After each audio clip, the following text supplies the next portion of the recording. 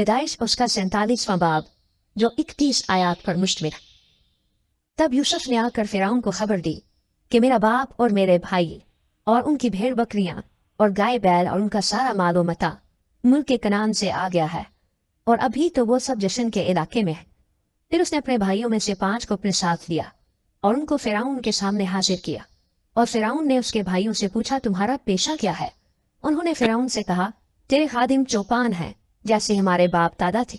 फिर उन्होंने फिरौन से कहा कि हम इस मुल्क में मुसाफिराना तौर पर रहने आए हैं, क्योंकि मुल्क के कनान में सख्त काल होने की वजह से वहां तेरे खादिम के चौपाइयों के लिए चराई नहीं रही।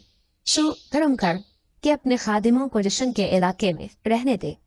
तब फिरौन ने यूसुफ से कहा कि तेरा बाप और तेरे भाई तेरे पास आ गए हैं, मिस्र का मुल्क तेरे आगे पड़ा है, यहाँ के अच्छे से अच्छे इलाके में अपने बाप और अपने भाइयों को बसा दे, यानी जशन ही के इलाके में उनको रहने दे। और अगर तेरी दानिश्त में उनमें होशियार आदमी भी हो तो उनको मेरे चौपाइयों पर मुकर्रर कर दे। और यूसुफ अपने बाप याकूब को अंदर लाया और उसे फिरौन के सामने हाजिर किया, और याकूब ने फिरौन को दुआ दी। और फिरौन ने याकूब से पूछा कि तेरी उम्र कितने साल की है? और याकूब ने फिरौन से कहा कि मेरी मुसाफरत के बरस 130 हैं। मेरी जिंदगी के अयाम थोड़े और दुख से भरे हुए रहे, और अभी ये उतने हुए भी नहीं हैं जितने मेरे बाप दादा की जिंदगी के अयाम उनके दौरे मुसाफरत में हुए। और याकूब फिरौन को दुआ देकर उसके पास से चला गया, और यूसुफ ने अपने बाप और भाइयों को बसा दिया, और फिरौन के हुक्म के मुताबिक रमसीस के इलाके को, जो मुल्क मिस्र का निहायत ज़ख़ीर खित्ता है, उनकी जागीर ठहराया।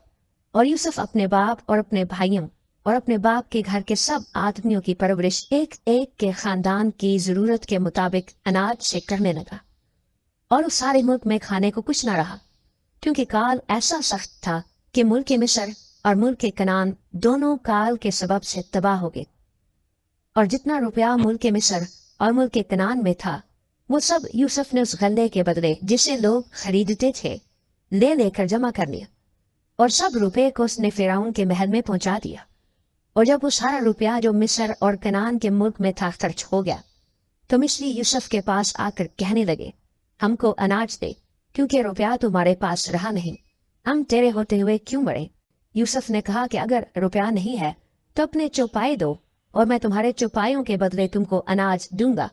सो अपने चौपाई यूसुफ के पास लाने लगे, और यूसुफ घोड़ों और भेड़ बकरियों और गाय बैलों और गधों के बदले उनको अनाज देने लगा, और पूरे साल भर उनको उनके सब चौपाइयों के बदले अनाज खिलाया।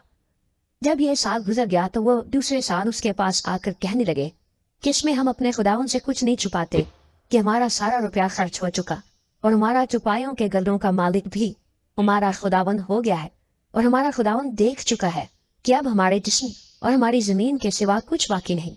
बस ऐसा क्यों हो कि तेरे देखते देखते हम भी मरें और हमारी जमीन भी उजड़ जाए।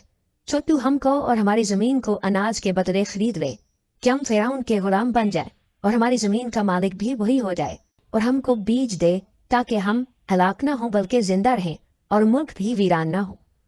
और यूसुफ ने मिस्र की सारी जमीन फिरौन के नाम पर खरीद ली, क्योंकि काल से तंग आकर मिस्रियों में से हर शख्स ने अपना खेत बेच डाला।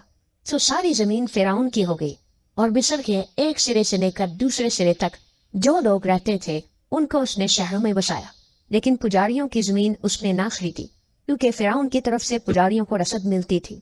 सो वो अपनी अपनी रसद जो फिरौन उनको देता था खाते थे, इसलिए उन्होंने अपनी जमीन ना बेची। तब यूसुफ ने वहां के लोगों से कहा कि देखो, मैंने आज के दिन तुमको और तुम्हारी जमीन को फिरौन के नाम पर खरीद लिया है, तो तुम अपने लिए यहाँ से बीज लो और खेत बो डालो, और फसल पर 5वां हिस्सा फिरौन को दे देना, और बाकी 4 तुम्हारे रहे, ताकि खेती के लिए बीज के भी काम आए, और तुम्हारे घर के आदमियों और तुम्हारे बाल बच्चों के लिए खाने को भी हों। उन्होंने कहा कि तूने हमारी जान बचाई है, हम पर हमारे खुदाउन के करम की नजर रहे, और हम फिरौन के गुलाम बने रहेंगे। और यूसुफ ने ये आइन जो आज तक है मिस्र की जमीन के लिए ठहराया कि फिरौन पैदावार का 5वां हिस्सा दिया करे। सो फकत पुजारियों की जमीन ऐसी थी जो फिरौन की ना हुई, और इसराइली मुल्क मिस्र में जशन के इलाके में रहते थे, और उन्होंने अपनी जायदादें खड़ी कर ली, और वो बड़े और बहुत ज्यादा हो गए। और याकूब मुल्क मिस्र में 17 बरस और जिया। तो याकूब की कुल उम्र 147 वर्ष की हुई और इसराइल के मरने का वक्त नजदीक आया। तब उसने अपने बेटे यूसुफ को बुलाकर उससे कहा, अगर मुझ पर तेरे करम की नजर है तो अपना हाथ मेरी रान के नीचे रख और देख, मेहरबानी और सदाकत से मेरे साथ पेश आना। मुझको मिस्र में दफन न करना, बल्कि जब मैं अपने बाप दादा के साथ सो जाऊं तो मुझे मिस्र से ले जाकर उनके कब्रिस्तान में दफन करना। उसने जवाब दिया, जैसा तूने कहा है मैं वैसा ही करूंगा। और उसने कहा कि तू मुझसे कसम खा। और उसने उससे कसम खाई। तब इसराइल अपने बिस्तर पर सरहाने की तरफ सिजदे में हो गया।